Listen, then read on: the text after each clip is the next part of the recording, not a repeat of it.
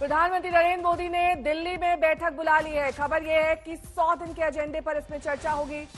यानी कि ये मान लिया है अब एनडीए ने कि उनकी सरकार बनने जा रही है और 100 दिन के एजेंडे पर आज एक महामंथन किया जाएगा। उधर कांग्रेस मुख्यालय में एक अहम बैठक हो रही है जिसमें राहुल गांधी, मल्लिकार्जुन खड़गे, केसी वेणुगोपाल, जयराम रमेश भी मौजूद रहेंगे। कांग्रेस के नेता उम्मीदवारों से वर्चुअल मुलाकात करेंगे।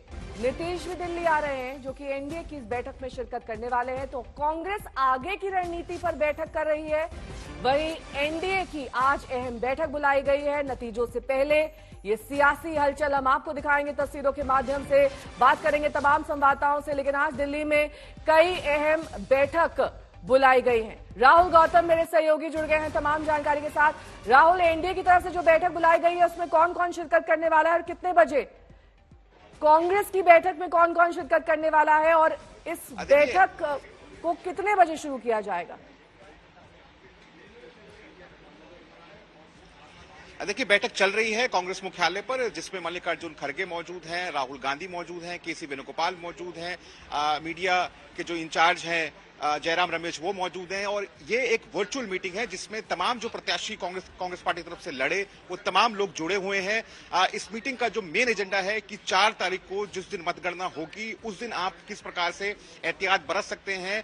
बताया जा रहा है कि प्रत्याशियों को ये निर्देश दिए गए हैं कि हर राउंड के बाद आप जो वोट हैं उनका मिलान करिए और अगर आपको कोई डाउट होता है, कोई सस्पिशन होता है, उसके बाद आप पार्टी को इन्फॉर्म करिए, वहां पर जो रिटर्निंग ऑफिसर है उसको इन्फॉर्म करिए ताकि किसी प्रकार का कोई शक व शुबा ना रह जाए। कांग्रेस पार्टी लगातार पिछले 2 दिनों से इस बात को उठा रही है कि जो मतगणना है उसके अंदर कुछ ऐसी चीजें हैं जिससे पार्टी को नुकसान हो सकता है। मसलन पार्टी चाहती है कि पोस्टल बैलेट्स को इस बार सबसे पहले काउंट किया जाए और उस नंबर को फिर पब्लिकली डिक्लेयर कर दिया जाए। तो कुल मिलाकर कोशिश है कांग्रेस पार्टी की कि ना सिर्फ अपने जो प्रत्याशी हैं उनको इन्फॉर्म किया जाए कि कैसे आपको काउंटिंग प्रोसेस पर पूरी नजर बनाकर रखनी है, और साथ ही साथ ये कहा जा रहा है कि मल्लिकार्जुन खड़गे, राहुल गांधी फीडबैक भी ले रहे हैं इन प्रत्याशियों से कि आपका चुनाव किस प्रकार से रहा, क्योंकि जिस प्रकार से एग्जिट पोल एक तरफा इशारा कर रहे हैं एक सुनामी का, उसको लेकर भी ये आप कह सकते हैं कि ग्राउंड से फीडबैक लिया जाएगा पार्टी के द्वारा इन प्रत्याशियों से,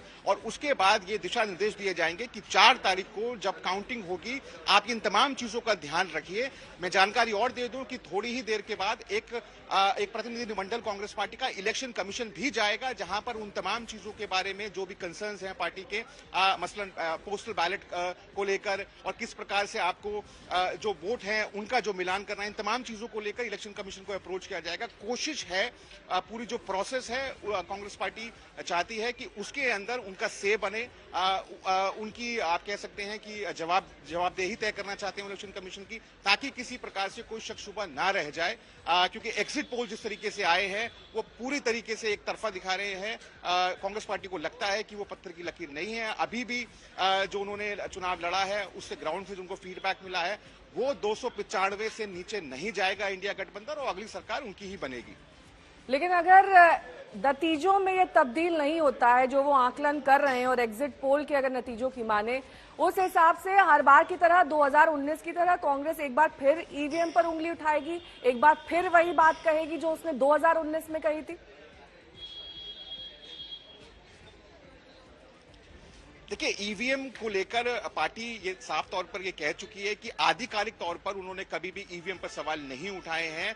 उनके कुछ नेताओं ने, हालांकि मसलन मध्य प्रदेश में जब कांग्रेस पार्टी की अभी करारी हार हुई थी उसके बाद दिग्विजय सिंह ने ईवीएम पर सवाल उठाए थे, लेकिन जयराम रमेश जो कि मीडिया इंचार्ज हैं उन्होंने साफ तौर पर कहा कि आधिकारिक तौर पर यह ऑफिशियली हमारा स्टैंड नहीं है ईवीएम को लेकर। लेकिन आपने बिल्कुल ठीक कहा, गाय बगाए कांग्रेस पार्टी के नेता लगातार सवाल उठाते रहे हैं। कांग्रेस पार्टी ये मांग करती रही है कि जो वीवीपैट की जो पर्चियां होती हैं उनका मिलान किया जाए वोटों के साथ में, और अगर नतीजे कमोबेश वही रहते हैं जो एग्जिट पोल दर्शा रहे हैं, जाहिर है कांग्रेस पार्टी के लिए ये खतरे की घंटी है, क्योंकि जिस ढर्रे से कांग्रेस पार्टी चल रही है, पहले 44 सीटें लेकर आती है 2014 के अंदर, उसके बाद 52 सीटें लेकर आती है, और अभी का जो आंकड़ा है वो 60-70 के बीच में दिखाई पड़ रहा है एग्जिट पोल के मुताबिक। तो अगर इसी ढर्रे पर अगर कांग्रेस पार्टी चल रही है तो जाहिर है कांग्रेस पार्टी के लिए आत्ममंथन की जरूरत है। वो लगातार चिंतन मनन कर भी रहे हैं।